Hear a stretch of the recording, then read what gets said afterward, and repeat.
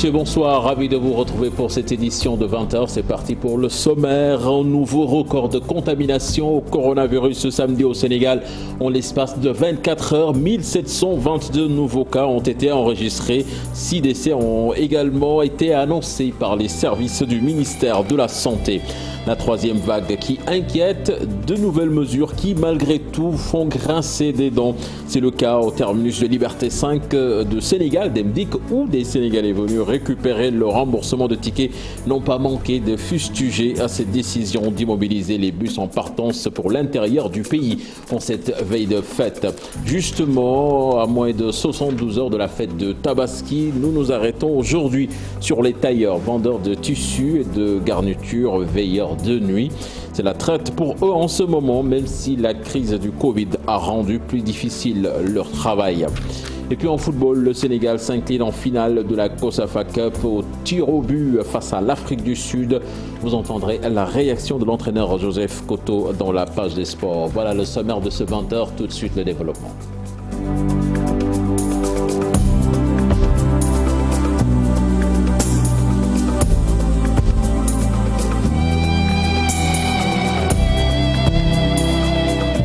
Bonsoir et bienvenue à toutes et à tous. Le Sénégal qui bat son record de contamination. L'espace de 24 heures au coronavirus, 1722 tests sont revenus positifs sur 4419 réalisés. Un taux de positivité de 38,97%. 6 décès ont été également enregistrés ce samedi. 31 cas graves sont admis en réanimation. Pendant ce temps, le directeur de l'hôpital principal veut voir, lui, le rythme des vaccinations de Covid-19 s'accroître. Mme Tierneudien, qui était ce matin l'invité du grand jury de la RFM, veut qu'on amène les vaccins vers les populations. Je vous propose de l'écouter. Communautaire, actuellement, il faut deux choses.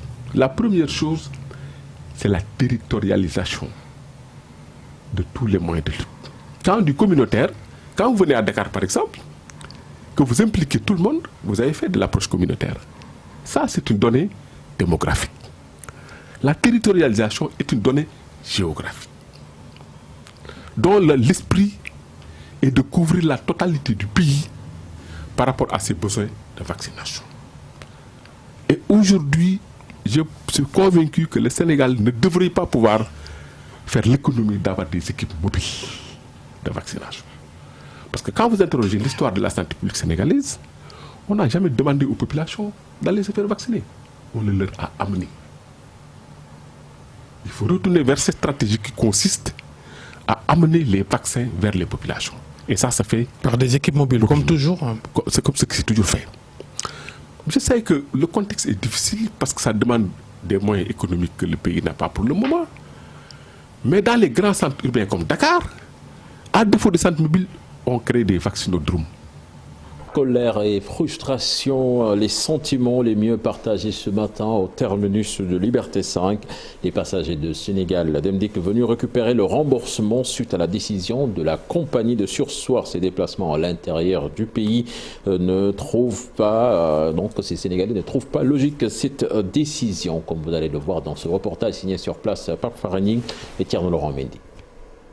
Derrière cette fenêtre se trouve l'agent chargé de leur rembourser leurs frais de ticket de bus sous la supervision de la police. Le terminus de la société Dakar Demdik de Liberté 5 n'a pas été pris d'assaut. Les usagers venus récupérer leur argent se comptent du bout du doigt. Ils ne cachent pas leur frustration. Mais ça, c'est pas normal aussi. Vous voyez, les transports, c'est un peu difficile. Au niveau de garage Beau Maraîcher, tout est cher. On a augmenté les transports et tout ça. Maintenant, je condamne fermement cette mauvaise gestion de la boîte. Parce que je ne peux pas comprendre que des clients qui doivent voyager, vous attendez à minuit pour prendre un document comme quoi là vous annulez catégoriquement, autrement dit carrément le voyage. Maintenant, ces gens-là, à quelque chose 72 heures du voyage de la Tabaski, comment ils vont faire? Si certains d'entre eux vont tout faire pour rallier leur localité d'origine, d'autres disent ne plus être dans les dispositions d'effectuer le voyage. Y aller, moi. Quel que soit Alpha, moi, je vais faire tout mon possible pour y aller. Et aujourd'hui, nous sommes obligés de rester ici et de faire la Tabaski. Si je pars franchement, je voulais faire ça à Ziguinchor. Je devais aller à Ziguinchor pour faire la fête en famille. Et hier, j'ai acheté un ticket à Grand Dakar à 11 000 francs. C'est une manière de déplacer le problème. Et je tiens à signaler qu'il y a eu des milliers de gens qui sont venus pour acheter des tickets. Et ces milliers de gens-là, ils étaient là depuis 23h, 0h, jusqu'à 6h du matin à patienter un seul ticket. Si vous leur remettez les 10 000 francs, ils iront voir ailleurs, au niveau des gares clandestines qu'on appelle les horaires et consorts. Là où il n'y a pas de mesure de barrière. Les responsables sur place tentent d'apaiser la tension, estiment comprendre leur colère. Le mardi passé, le 15, je suis venu ici à 5h du matin jusqu'à 17h pour avoir le ticket. Il y avait de la bousculade ici, beaucoup de rats. Hein? Et aussi, vous voyez, on nous dit que le voyage, c'est annulé. C'est pas normal. Décision du président de la République, kenn mënu ci dara parce que bu ñu leen bëggul woon yóbbu du ñu jël seen ay xaalis di ko dagg disposition yëpp mi ngi fi woon car yi ñu ngi fi conducteurs yi leen war a yóbbu ñu ngi fi. Contrairement à la semaine dernière, le terminus a changé de décor avec une bonne organisation. Une forte mobilisation de la police est constatée. Pendant ce temps, l'Alliance nationale des communautés pour la santé sillonne les différents points de départ pour offrir aux populations des masques et des gels. Le but est de leur permettre donc de voyager dans de meilleures conditions sanitaires et éviter de propager le virus à l'intérieur du pays. Écoutons Massoudi Tchandoum, directeur technique de l'ANCS, qui en parle au micro d'Ahmadouba. Assurer aux passagers et aux voyageurs une sécurité sanitaire qui consiste à faire de la sensibilisation contre la Covid, mais aussi à la distribution de matériel et d'équipements de protection individuelle. L'autre chose qui est extrêmement importante aussi, c'est de sensibiliser l'ensemble des voyageurs en partance dans les régions pour sécuriser d'abord le voyage à partir d'ici, le voyage en cours de route, mais aussi à l'arrivée et au sein de leur famille. Et pour cela, nous avons développé des stratégies de communication pour mieux communiquer sur la Covid, mais aussi doter tous les voyageurs de matériel de protection, de gel et de masques pour qu'ils arrivés au sein de leur famille, qu'ils puissent les distribuer, ce que nous avons appelé le Yobal pour la Tabaski. Donc il est extrêmement important pour nous de faire en sorte que ce virus-là ne se propage pas au niveau du pays, compte tenu du contexte actuel, et aussi faire en sorte que les gens qui quittent Dakar pour aller dans les régions ne puissent pas se contaminer entre eux, mais aussi qu'ils ne contaminent pas leur famille. Les transporteurs invitent également leurs collègues chauffeurs à la prudence afin d'éviter des cas d'accident de la circulation. Ils demandent aussi aux usagers de respecter les mesures barrières dans les transports pour lutter contre cette troisième vague de la Covid-19. Pape Moussa Ndiaye, le président de Manco, Defar Transport du Sénégal, en parle au micro d'Abdourahmane Diallo et Mamadou Gueye. On a constaté que les cas deviennent de plus en plus nombreux. C'est pour cela qu'on est venu ici avec nos propres moyens pour essayer de véhiculer le message du président de la République pour éviter la contamination du troisième vague. Et on est venu ici avec nos propres moyens, avec l'appui du capitaine de la gendarmerie pour qu'on puisse arrêter les véhicules, entrer à l'intérieur des véhicules pour sensibiliser les pèlerins, mais surtout les chauffeurs. Parce qu'on sait très bien que pour la transmission du virus, c'est le moyen de transport qui peut transmettre, qui peut véhiculer la transmission du virus. On a constaté que sur la RNE, il y a trop d'accidents. Parce qu'il y a beaucoup de camions qui circulent, les particuliers, les bus de transport, les moyens de transport. Et on a essayé de sensibiliser le maximum possible les chauffeurs pour qu'ils puissent rouler doucement et respecter la code de la route et les panneaux qui sont sur les lieux pour qu'on puisse réduire les accidents. Nous allons dans les Daral à présent au point de vente Liberté 5. Les mesures barrières sont foulées aux pieds. Pourtant, les vendeurs de moutons se disent conscients de la présence de la troisième vague dans le pays. Rares sont ceux qui respectent le port du masque. C'est un reportage signé Habib Faye et Youssou Baro. Dans ce point de vente aménagé au terminus Liberté 5, rares sont ceux qui respectent les mesures barrières malgré l'arrivée de la troisième vague. La négligence du port du masque est plus que visible. Autour du thé, ces jeunes vendeurs se disent pourtant conscients de l'impact du nouveau variant. C'est un risque de ne pas porter le masque, mais nous savons que le coronavirus est toujours présent au Sénégal et nous devons prendre nos responsabilités. Nous sommes conscients aussi de la troisième vague, même si les mesures barrières ne sont pas respectées à notre niveau. Non loin, ces jeunes s'apprêtent à abreuver les bêtes. Ici, la prévention est foulée aux pieds. J'ai oublié d'acheter un masque et c'est difficile de quitter mon poste de travail actuellement.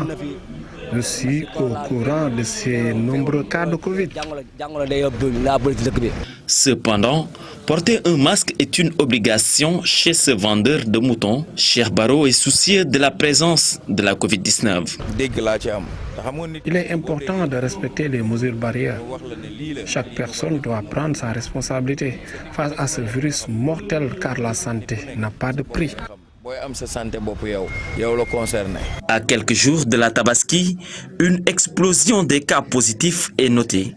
Le chef de l'État appelle au respect strict des mesures de prévention et n'exclut pas de proclamer l'état d'urgence si la situation l'impose.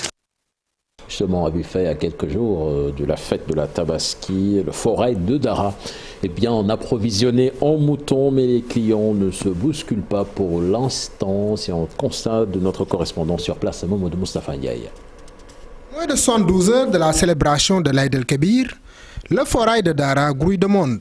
Les moutons sont à perte de vue, mais les clients se font rares. Si certains évoquent l'accessibilité des moutons à toutes les bourses, d'autres soutiennent le contraire. Les avis sont partagés. Ici, à Dara, il y a quand même beaucoup de moutons. On peut avoir un mouton entre 80 et 110 000 francs CFA. Les moutons sont un peu chers ici à Dara à cause des aliments. Le sac d'aliments coûte 7 500 francs. Et si on a 100 à 300 moutons à nourrir, c'est un problème. L'année dernière, il y avait de la subvention de l'État, mais cette année, il n'y a pas eu de subvention.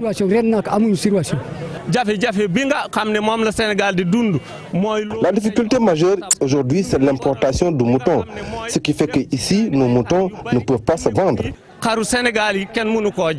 Selon l'inspecteur départemental de l'élevage, 94 000 têtes viennent d'être convoyées à partir de Dara en destination des autres régions du Sénégal.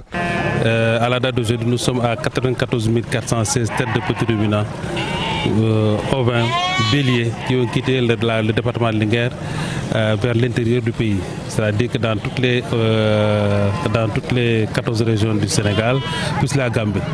Alors, si nous prenons par exemple la région de Dakar, on est à 59 000 têtes. 59 000 têtes qui ont quitté ici pour aller à Dakar. La région de Thiès, c'est presque 11 000 têtes et poussière. Vous prenez la Gambie par exemple, 6 953 têtes. Donc globalement, je disais tout à l'heure que 94 416 têtes de petits ruminants ont quitté le département de Linguère pour aller à l'intérieur du pays. En tout état de cause, les éleveurs trouvés au forail signalent un problème de sécurité dans plusieurs forails, car, disent-ils, les vols de moutons sont récurrents. La fièvre de la Tabaski a fini de gagner la ville de Kaolack, sauf que les commerçants de la rue d'Aloua n'en profitent pas à cause de la forte densité. Ils demandent l'ouverture de cette rue fermée parce que les camions n'accèdent plus à leurs magasins. C'est un sujet signé Ibrahima Diamé et Faligay. La circulation se complique déjà dans les rues du centre-ville de la commune de Kaolack. Cela presque à une semaine de la Tabaski. Les embouteillages sont monstres pour les commerçants riverains de la rue d'Aloua qui demandent l'ouverture de ce tronçon. Cette situation est due simplement à sa fermeture. Comme on est à quelques jours de la fête de Tabaski, bon, quand même c'est une route principale pour tout le monde. Les tatas qui viennent du Norong, de Mérina, dans tous les quartiers de Kaolack passent ici. Vous pouvez aller vers le marché de poissons. Hein? Des camions, les magasins là aujourd'hui, ils sont tous à l'arrêt. Les machines ne font plus l'accès de la route. Mais c'est quand même assez dur. Des tas de pavés, du matériel de construction, des panneaux de déviation sont toujours sur la chaussée, mais les commerçants semblent en avoir cure. Presque on peut dire que c'est fini. Et puisque ça reste que la finition. Et un peu de finition, hein, même pas quelques centimètres là. De toute façon, ce qui les dérange apparemment, c'est l'inaccessibilité de leurs magasins par les gros porteurs. Tout le monde a des problèmes. Tout le monde a des problèmes ici. Les camions ne peuvent plus garer ou décharger les marchandises ou bien charger les marchandises. C'est dur. Ah, les commerçants, ils payent leur emploi. Il fait des taxes, des pétantes, tout ça. L'entrepreneur en charge de la réalisation de cet ouvrage avait promis de terminer les travaux avant l'hivernage. En lieu et place du goudron, le tronçon est pavé et apparemment il ne reste que les finitions. Focus à présent sur les travailleurs, vendeurs de tissus et de garnitures, veilleurs de nuit à l'approche de la fête de Tabaski. Généralement, ce sont des jeunes qui s'y prennent très tôt. Le seul hic pour leur travail, que le prix des garnitures et des tissus ont connu une hausse avec la crise du coronavirus. Pour le reste, ils sont très bien organisés pour faire plaisir aux clients. Vous allez découvrir donc cette ambiance au marché de Ouakam dans ce reportage signé Maïmouna Ndiaye et Youssou Baro. Brodé, bazin, wax, voile bien étalé, de la musique pour tenir et attirer la clientèle. On est en pleine préparation de la fête de l'Aïd el-Kébir. Nous sommes au marché Ouakam. Tabaski 2020 comparé à cette année, les jeunes commerçants constatent une nette différence. Cette année, nous avons constaté une différence par rapport à l'année dernière. Les clients sont venus en masse. Toutefois, il faut noter la cherté de la marchandise. Cela s'explique aussi parce que les tissus nous viennent de la Chine, un pays très affecté par le Covid. Actuellement, nos fournisseurs sont basés à Dubaï et Turquie. Des dépenses coûteuses pour l'acquisition de la marchandise. Il faut aussi noter que le bazin riche, le voile brodé, le brocart, entre autres, restent les tissus les plus prisés cette année. Un tour chez les vendeurs de garnitures, là aussi il y a bien des nouveautés. Les garnitures dites 217, brodées simples, cornières, entre autres, sont les tendances cette année. Pour le reste, c'est à nous de créer des modèles, selon le tissu proposé. À la cantine de Soleil, hommes, femmes, chacun met la main à la pâte. Une ambiance de fête, du thé pour tenir toute la nuit. Cette routine, il le fait depuis plus de 10 ans. Le rythme est infernal et malheureusement, beaucoup de clients ne le comprennent pas. Je travaille toute la nuit et le lendemain, je fais une petite pause vers 12 heures, le temps d'aller à la maison, me reposer un peu et prendre une douche et revenir dans l'après-midi. Bien des modèles, le retour des clients en masse, Soleil Faye ne se plaint pas trop. L'année dernière, à pareil moment, c'était très dur. Cette année, par contre, nous avons beaucoup de clients. La majorité va au village et pour passer la fête en famille. Nous disons Alhamdulillah, rendons grâce à Dieu. Les clients préfèrent les modèles dits grands boubous, taille basse et broderie simple. Des jeunes engagés au grand bonheur des clients, malgré leur volume de travail, ils respectent les mesures barrières pour faire face à la pandémie Covid-19.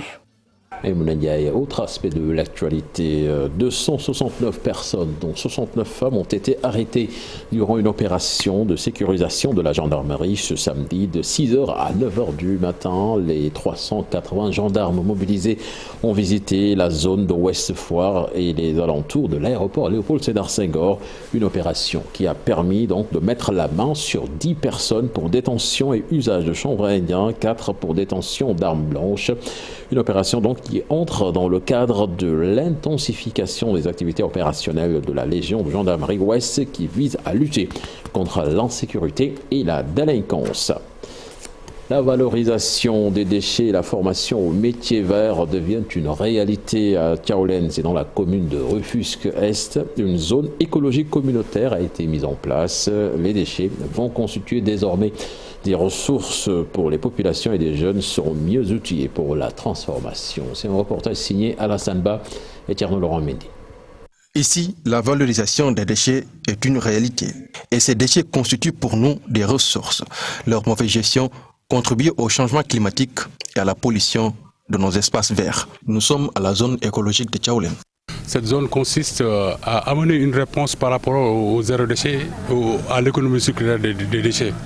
Donc c'est un site de valorisation, mais aussi c'est un site de formation qui permet aux populations de pratiquer ce qu'on appelle l'économie circulaire des déchets. Parce qu'il y a de cela peut-être une trentaine d'années, on travaillait aussi sur la boucle dite ouverte. Mais ici, en parlant de l'économie circulaire des déchets, on promeut vraiment la boucle fermée qui consiste à faire des déchets une ressource. Site de formation des jeunes sur les métiers de l'environnement, la culture bio y est pratiquée aussi. C'est à partir des ordures ménagères qu'on fabrique du terreau pour l'amélioration des cultures de table bio. La stratégie de communication mise en place dans la zone écologique communautaire nous a permis de doter les maisons de poubelles pour le tri sélectif. De par cette communication, toutes les maisons de Tchaoulène ont adhéré à la collecte. À Tchaoulène, commune de Rufisque-Est, l'économie circulaire des déchets devient une réalité de par la mise en place d'une zone écologique communautaire qui est aussi un site de valorisation des déchets et de la formation des jeunes aux métiers verts. Dans beaucoup de zones rurales, l'accès aux soins de qualité est un véritable problème. À Diawar, village de plus de 4000 âmes, des médecins de l'université Gaston Berger de Saint-Louis ont consulté des centaines de personnes. Là-bas, les maladies les plus récurrentes sont le diabète, l'hypertension ou encore celle hydrique à cause de l'utilisation de l'eau du fleuve. Un sujet signé sur place au Sénégal. Diawar est une zone reculée de 4200 âmes. Ici, les populations accèdent difficilement aux soins de qualité. Ici, les médecins de la 5e prosmètre de l'université Gaston Berger de Saint-Louis ont pu consulter plus de 500 personnes dans ce village. Les plus fréquentes ont été les maladies chroniques, surtout l'hypertension artérielle. On a remarqué beaucoup de cas d'hypertension artérielle. Le diabète aussi, on a remarqué beaucoup de cas de diabète et les consultations pédiatriques aussi. Les consultations pédiatriques, celles liées au cancer du col de l'utérus et du sein, ont soulagé ces mères de famille qui, par faute de moyens, n'ont pu amener leurs enfants à l'hôpital. Parfois, nous avons des problèmes de santé, mais malheureusement, on ne peut pas se soigner. Certains n'ont pas de moyens. Dans certaines zones également, le plateau technique n'est pas trop élevé. Une occasion saisie par le chef du village et la sage-femme pour solliciter l'aide des autorités pour une meilleure prise en charge des difficultés des populations. Parce que quand on parle de santé, on parle de population. Et quand la population n'est pas dans de bonnes conditions, elles ne se sentent pas à l'aise. La table est servie. Maintenant, donc, il arrive une petite marge de la population fasse leur activité le long du fleuve. Souvent ici, parce qu'on sait vraiment ce manque criard de matériel, on venait ici sur ce poste de santé. Donc on sait vraiment ce qui se fait ici. La population souffre. C'est pour ça l'initiative qu'ils ont prise, c'est une très bonne initiative. Cette activité a permis aux populations de faire des consultations dans plusieurs domaines. Les patients ont aussi remercié les blouses blanches de la 5e prosmètre. Parlons football à présent. COSAFA Cup, le Sénégal battu en finale par l'Afrique du Sud. C'était cet après-midi. Les Lions ont perdu à l'issue de la séance des tirs au but 5-4. Les deux équipes étaient à égalité 0-0 à l'issue du temps réglementaire. Joseph Koto, l'entraîneur du Sénégal, a soulevé une polémique sur une prétendue pratique mystique. L'entraîneur qui nie formellement a donné ses explications au micro de nos confrères de Supersport. Ça, c'est rien du tout, c'est de l'eau de l'Afrique du Sud. C'est tout simplement ça, on verse de l'eau, il n'y a rien du tout. Moi, je ne pense pas qu'il y ait quoi que ce soit pour ça. Donc, les gens, ils veulent vraiment voir des choses vraiment qui n'existent pas. Nous, c'est le match, c'est le football. Vous avez vu, depuis le début jusqu'à présent, l'équipe produit un très bon football. C'est tout, il n'y a rien d'autre. La bouteille d'eau, je bois d'eau, je peux verser l'eau, il n'y a rien d'autre. Bon, mais vraiment, moi je pense que ça a été un bon tournoi et nos jeunes se sont très bien comportés. Parce que si vous savez comment on s'est comporté, on s'est préparé pour arriver ici, peut-être que les gens n'auraient pas parlé. Parce que nous avons fait que 2 semaines de préparation et c'est des jeunes joueurs de 3e et 4e division qui sont venus pour jouer qui sont venus représenter. Vraiment, je suis très fier de ces garçons, je les félicite. Ils n'ont pas à baisser la tête, ils n'ont qu'à lever la tête. Et je demande à tout le peuple sénégalais de venir les accueillir, de les applaudir, parce que vraiment, ils ont été héroïques. Voilà, c'était le dernier élément de ce 20h. Excellente suite des programmes en compagnie de la Télé Futur Média. Au revoir.